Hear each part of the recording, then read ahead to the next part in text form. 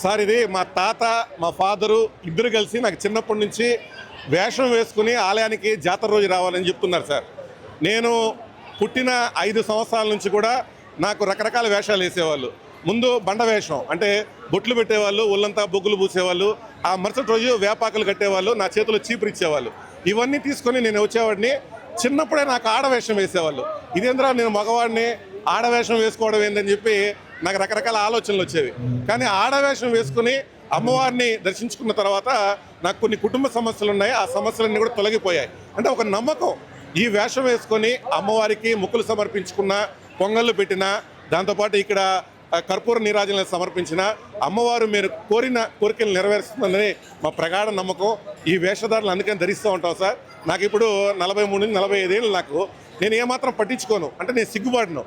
ఇది ఒక ఆచారంగా వస్తుంది. ఇది ఇప్పటిది కాదు సార్. ఇది మరి 900 సంవత్సరాలు మా తాత ముత్తాతల కాలం నాటి నుంచి కూడా, మా తాత 90 ఏళ్ళ సమయంలో చనిపోయినప్పుడు కూడా అంతకుముందు సంవత్సరం ముందు అంటే 89వ ఏడాది మా తాత ఇలాంటి వేషం వేసుకుని తిరిగేవాడు. సాక్షాత్తు వెంకటేశ్వర స్వామి చెల్లెలుగా గంగమ్మ తల్లి చెబుతూ ఉంటారు. అంటే ఈ వేషం వేయించినప్పుడు సాక్షాత్తు అమ్మవారి వేషం ధరించాను నేను. నాకు చాలా మనసుకు సంతోషంగా ఉంది.